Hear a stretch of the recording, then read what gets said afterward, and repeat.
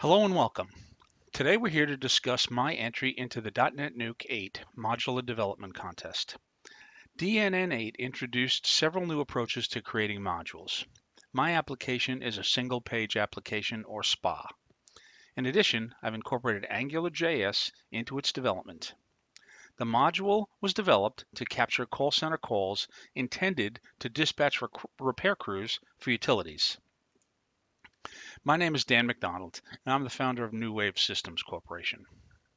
Our mission is to focus on our clients' IT needs so they can focus on their business. Currently, we have a client that has an old legacy system that was built as a stopgap measure to collect information regarding service calls for utilities. Like most stopgap measures, it quickly became a production system. As time went on, and the original developer long gone, the need to modify and grow hindered the use of this now production application. What was needed was a robust web application that could be portable. I had used DNN over my career, and in October, I started looking for a web-based approach and stumbled across a DNN connection video on how to create a SPA module in DNN 8, hosted by Joe Brinkman and Will Stoller. I decided to give it a try, so here we are today. To install and set up our module, we need to have a few prerequisites taken care of. First of all, DNN 8 has to be installed. Then we need to go to GitHub and download the source code. So let's do that right now. Click on the link, we'll go to GitHub, and we can download the software, hitting the download zip button here. I've already done that, so we've got that set up on the code, so I'm not going to do that again. So what we want to do next is open a DNN website. So let's go to a fresh installation of DNN. So here is our fresh installation of DNN. The first thing we want to do is log in. So let's log in as host.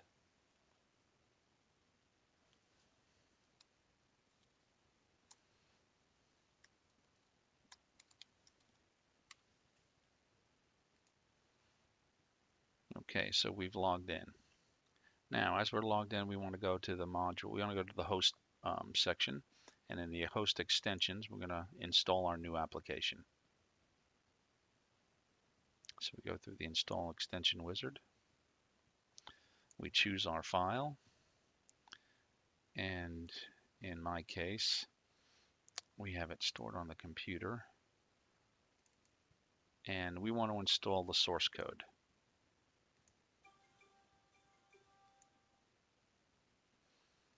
Next, go through next, and accept the license, click on next. The other thing I wanted to mention that this was also developed using the Chris Hammond's templates. Unfortunately, it was before he had added the SPA and MVC module to it. We used the original templates that he first introduced back in, I think it was September. So now we've installed the CallTracker application. And the next thing we want to do is, as a prerequisite, we want to install the AngularJS source code. We can do this one of two ways. I decided to use the module that Scott Wilkinson developed, so we'll install that next. Okay, we'll go through the process. We'll install, and this is located in the modules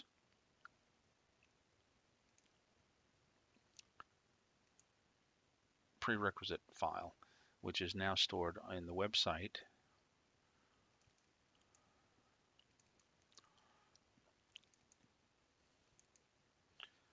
Under version 8, under our desktop modules, under our CallTracker Lite admin module, under resources, under prerequisite, and you can see it's the AngularJS application.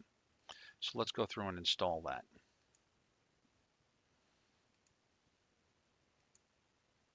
Accept the license, hit next, and return.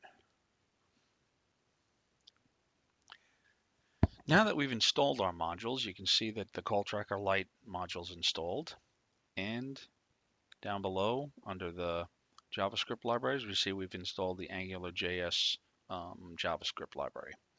Now we need to modify the bootstrap. So if we go to our skins folder and the default bootstrap, the default skin is the Xylon. We want to go into we want to replace the bootstrap. So let's just modify, rename this one to original.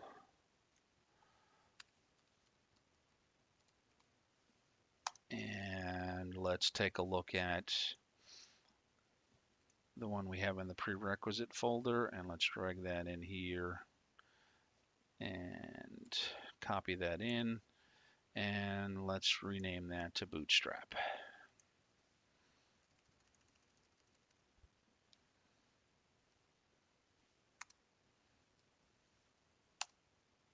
Okay, so now we're ready to set up our application. So let's go back to the home page, and let's create a new page, and let's call that page Call Tracker.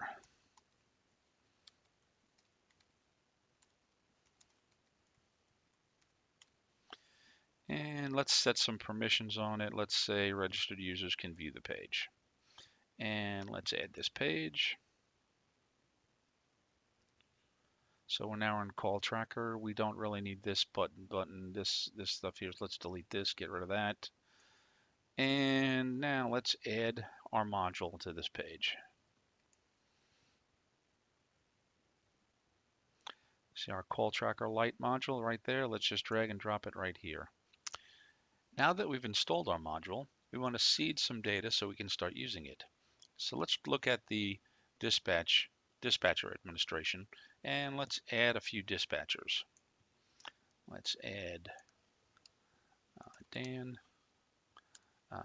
tech, cell phone 111-222-3333, home phone 111-222-3334, and alternate phone 111-222-3345. And let's save Dan.